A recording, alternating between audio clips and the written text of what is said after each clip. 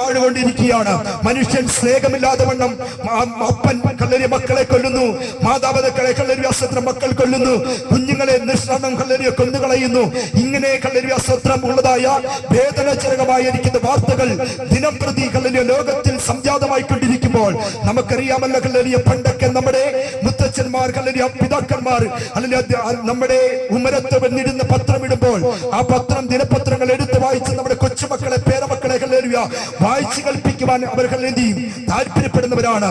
എന്നാൽ നേരെ മറിച്ച് ഇന്ന് ഒരു ദിനപത്രങ്ങൾ നമ്മുടെ കുഞ്ഞുങ്ങളുടെ മുമ്പാകെ വായിക്കുവാൻ കഴിയാത്തതായ അത്രമാത്രം മ്ലേച്ഛതകൾ നിറഞ്ഞിരിക്കുന്ന വാർത്ത കണ്ട് ദിനപത്രങ്ങൾ മാറിക്കൊണ്ടിരിക്കുന്നു. മീഡിയ മാധ്യമങ്ങൾ മാതാപിതാക്കളോടൊപ്പമായി കാണുവാൻ കഴിയാത്ത വിധം അല്ലെങ്കിൽ മ്ലേച്ഛതയിലൂടെ കടന്നുപോയിക്കൊണ്ടിരിക്കുന്നു.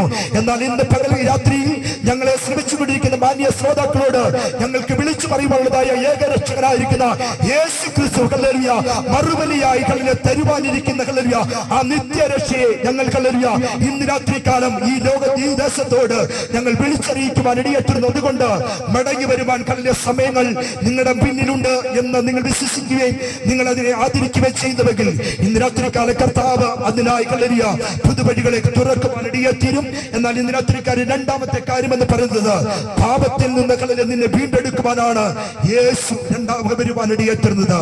അങ്ങനെയെങ്കിൽ ഒന്ന് അവൻ മറുപടിയായി നമുക്ക് വേണ്ടി ജീവൻ ലഭിക്കുവാൻ ഈ ലോകത്തിൽ കടന്നു വരുവാൻ ഇടയായിത്തീരുന്നുവെങ്കിൽ എന്താണ് കർത്താവ് തന്നിരിക്കുന്ന മറുപടി എന്ന് പറയുന്നത്? അഭിന കൊടുക്കുവാൻ ഈ ഉലകത്തിൽ നമുക്ക് സ്വത്രം കാണുവാൻ കഴിയുന്നതായ ഒരേ ഒരു വരിയുള്ളൂ.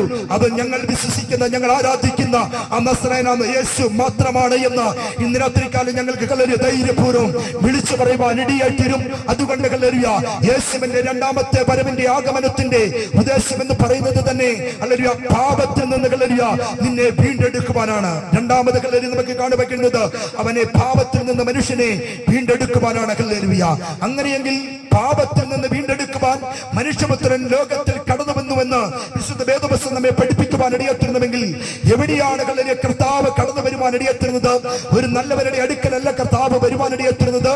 നിത്യമായി ദൈവത്തെ സ്നേഹിക്കുന്നവരുടെ അടുക്കലല്ല കർത്താവ് കടന്നു വരുവാൻ ഇടയായിത്തീരുന്നത്. നേരെ മറിച്ച് അവൻ ഭാവികളുടെ അടുക്കലത്രേ അവൻ കടന്നു വരുവാൻ ഇടയായിത്തീരുന്നത്. വിശുദ്ധ വേദപുസ്തകത്തിൽ ഒരു കഥാചരിത്രം ഇപ്രകാരം രേഖപ്പെടുത്തിയിരിക്കുന്നു. ഒരു ധനാഢ്യനായ ഒരു മനുഷ്യൻ, അദ്ദേഹം യഹൂദനാണ്.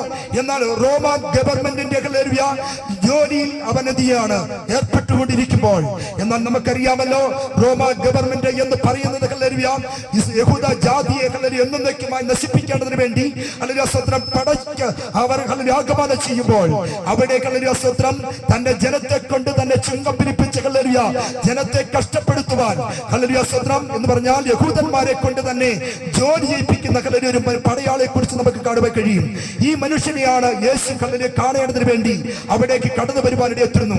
വിശുദ്ധ വേദപുസ്തകത്തിൽ വായിക്കുന്ന പ്രകാരമാണ് അവൻ എരിഹോവിലൂടെ കടന്നു വരുമ്പോൾ സക്കായി എന്ന് പറയുന്ന ഒരു മനുഷ്യൻ യേശുവിനെ കാണേണ്ടതിന് വേണ്ടി കാട്ടത്തിയുടെ മുകളിൽ അവൻ കയറിയിരിക്കുവാൻ ഇടയായിത്തീരുന്നു. എന്നാൽ ഇന്ന് രാത്രിയിൽ ഞാൻ വേദഭാഗം നിങ്ങൾക്ക് മനസ്സിലാക്കേണ്ട വിധത്തിൽ ഞാൻ പറഞ്ഞു തരട്ടെ. ഈ മനുഷ്യന്റെ ജോലി എന്ന് പറയുന്നത് ഇസ്രായേൽ ജനത്തോട് യഹൂദന്മാരോട് ചുങ്കം പിരിക്കുക എന്നുള്ളതാണ്. എന്നാൽ ഇവരെ കാണുമ്പോൾ ആളുകൾ ഓടി പറയുന്നു, ഇവനെ കാണുമ്പോൾ ജനം പുച്ഛിക്കുന്നു, ഇവനെ കാണുമ്പോൾ ജനമൊക്കെ പിറുപിറുക്കുകയാണ്. എന്നാൽ ഈ സ്നേഹത്തിന്റെ അടുക്കിലേക്കാണ് യേശു കടന്നു വരുവാൻ ഇടയായിത്തീരുന്നത്. എന്നാൽ ഞാൻ ഇന്ന് രാത്രിയിൽ നിങ്ങളോട് സംസാരിപ്പാൻ ആഗ്രഹിക്കുന്നത്, ലോകം ഒരു പക്ഷേ നമ്മെ തള്ളിക്കളയുമ്പോൾ, ഈ ലോകം നമ്മെ അപമാനിക്കപ്പെടുമ്പോൾ, ഈ സമൂഹം നമ്മെ നിന്ദിക്കുമ്പോൾ, ഇന്ന് രാത്രിയിൽ ഞങ്ങൾ വിശ്വസിക്കുന്ന ഞങ്ങൾ ആരാധിക്കുന്ന ഈ ദൈവം ഞങ്ങളെ വീണ്ടെടുത്തത് കൊണ്ട് ഒരു കാലത്ത് ഞങ്ങൾ മദ്യത്തിനും മയക്കുമരുന്നിനും അടിമപ്പെട്ട് ജീവിച്ച ഒരു കാലഘട്ടം ഉണ്ടായിരുന്നു. എന്നാൽ അവിടെ നിന്ന് ഞങ്ങളെ ക്രിസ്തുവിന്റെ സ്നേഹത്തിൽ ഞങ്ങളെ വിളിച്ചു വേർതിരിച്ച ആ പാപത്തിൽ നിന്ന് ഞങ്ങളെ എന്ത് ചെയ്തു? ദൈവം ഞങ്ങളെ വീണ്ടെടുക്കുവാൻ ഇടയായിത്തീർന്നു. ആ ദൈവ സ്നേഹത്തിന് മുമ്പാകെ എത്രേ ഞങ്ങൾ ഇന്ന് പകൽക്കാല രാത്രിയിൽ നിങ്ങളോട് ദൈവവചനം സംസാരിപ്പാൻ ഇടയായിത്തീർന്നത്. അതുകൊണ്ട് ഞാൻ പറയുവാൻ ആഗ്രഹിക്കുന്നത്, ഒരുപക്ഷെ മനുഷ്യനെ അടിമയാക്കി വെച്ചിരിക്കുന്ന ചില പാപത്തിന്റെ പ്രവൃത്തികൾ നിന്ന് നിന്നെ മോചിപ്പിക്കുവാൻ എന്ന് പറഞ്ഞാൽ മദ്യമായിക്കൊള്ളട്ടെ, മയക്കുമരുന്നായിക്കൊള്ളട്ടെ, ഇങ്ങനെ നീചമായിരിക്കുന്ന ദൈവത്തിന്റെ നീതിക്ക്, ദൈവത്തിന്റെ പ്രവൃത്തിക്ക് ഇഷ്ടമില്ല പാടില്ലാത്ത കാര്യങ്ങൾ ചെയ്യുന്ന മനുഷ്യകുലത്തെ വീണ്ടെടുക്കുവാൻ അവൻ ഹല്ലേലൂയ താണലോകത്തിലേക്ക് ഇറങ്ങി വന്നപ്പോൾ അവൻ നീതിമാന്മാരെ നോക്കിയല്ല ഹല്ലേലൂയ ഈ ലോകത്തിലേക്ക് കടന്നു വരുവാൻ ഇടയത്ര നേരെ മറിച്ചു അവൻ പാപികളെ നോക്കിയത്രേ അവൻ കടന്നു വരുവാൻ ഇടയറ്റുന്നത്.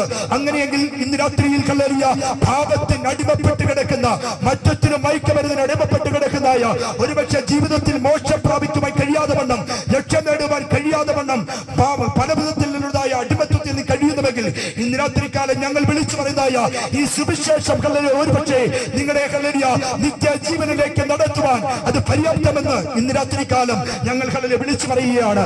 അതുകൊണ്ട് ഞങ്ങളെ ശ്രമിച്ചുകൊണ്ടിരിക്കുന്ന മാന്യ ശ്രോതാക്കളോട് ഇന്ന് രാത്രികാലം ഞങ്ങൾക്ക് പറയുവാനുള്ള സന്ദേശം എന്ന് പറയുന്നത്, നിന്നെ തേടി ഹല്ലേലൂയ കർത്താവ് ഹല്ലേലൂയ വന്ന് സക്കായിയെ തേടി കർത്താവ് വന്നതുപോലെ ഇന്ന് രാത്രികാലം ഹല്ലേലൂയ നിങ്ങളുടെ മനസ്സുകളെ അറിഞ്ഞ്, നിന്റെ ചിന്തകളെ അറിഞ്ഞ് കർത്താവ് നിന്റെ അരികിലേക്ക് കടന്നു വരുവാൻ ഹല്ലേലൂയ അവൻ ആഗ്രഹിക്കുന്നുണ്ട്.